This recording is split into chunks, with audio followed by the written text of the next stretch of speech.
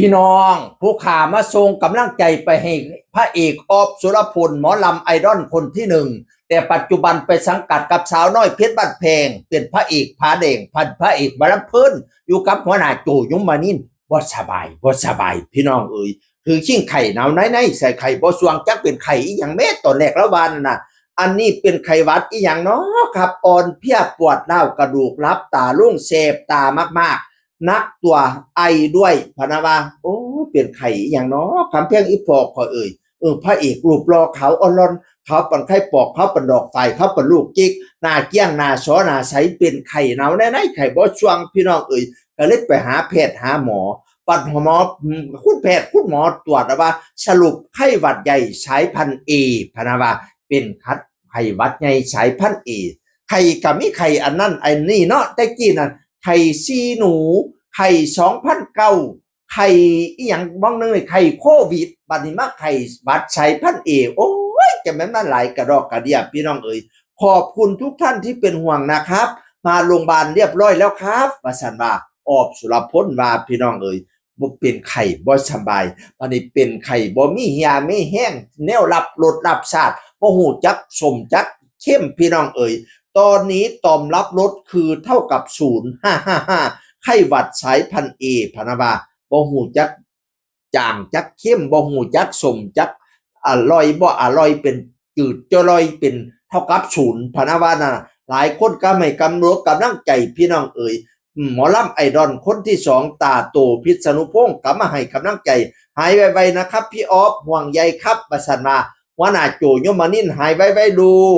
บิ๊กผู้มานินผู้อันแต่งเพลงชื่อเสียงโด่งดังหายไวๆนะครับเฮียวิเชียรไส้เลิศหายไวๆนะครับพระเอกเตยอภิสิทธิ์หายไวๆครับหัวหน้าบอยสิริไส้หายเร็วๆเด้อล่ะออมแอมละไม่ท่องหายไวๆนะเตงประสันมาหลายคนมาให้กำลังใจให้ช่วงให้เศร้าซะเด้อบักหล่าเอ้ยเจ็บหนักไก่ทุเลาเจ็บเบาก็หายให้ช่วงเด้อจักว่าเป็นอีหยังบูสายพันธุ์เอสายพันธุ์บีเบาไปตะเปิดตับผู้อันเสียลูกสมัยใหม่นี่ก็ได้สายพันธุ์อีหยังไก่ช่วงให้เศร้าคุณหมอรักษาเทวดาคุ้มครองปัดไปเสดอคอลมแต่ปีกายคอไตแต่ปีกรคอลมโตซ้ำควายคอไตโตซ้ำจางให้ไก่คางดอกหางคิงปัดไปเสดอโตนหูกมากูกเอาควันโตตะวันมาปั่นเอาชินปัดไปเสดอคอผมเปียลงเป็นหญ้าคอเสียคอผาเปียลงเป็นดินปัดไปเสดอคอเก็บแข้งเบี่ยงซ้ายใหญ่มาใส่ทั้งขวาคอเจ็บทั้งหลังเจ็บทั้งหน้าเจ็บทั้งแขนทั้งขาเข้าอกกะมอมปัดไปเสดอแนวบอดีไปอย่ามากวนลูกกวนหลานไปอยู่ป่าไม่เลี้ยงไปอยู่ย่างไม่อ่อนไปข้องกินอยู่หญ้าไปข้องถ่ายอยู่ดินพุ่นนี่ไป10 ปีอย่ามาถามกินข้าว9 ปีอย่ามาถามนอนน้ำไป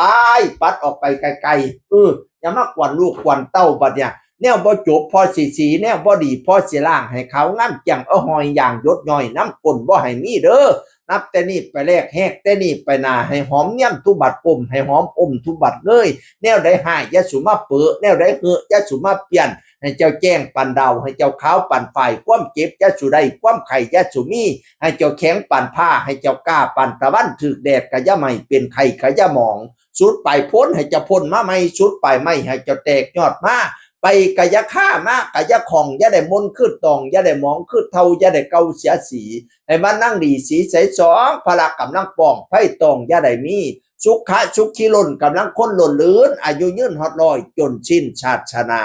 ให้ช่วงให้เศร้าเสดอบลาคำเพียงให้หายวันหายคืนเศร้ามืออื่นข่อยบ่ถือเศร้ามือเฮือข่อยบ่เว้าคันสิเอาแท้ๆให้เศร้ามือนี้แน่นอนเด็กข่อยให้เศร้ามือนี้วันนี้พุ่นล่ะแม่ ให้ลูกขึ้นกินปลาให้ลูกหากินข้าวให้ลูกขึ้นสั้นยันให้สั้นขึ้นคองย่องปุ่นเวลาคำเพียงอีพอก็อะไรกลับมารับใบเด้อเศร้าเสนอพระเอกออบสุรพลเสียงคนเก่าบอกสู่ฟังสวัสดีครับสวัสดีครับ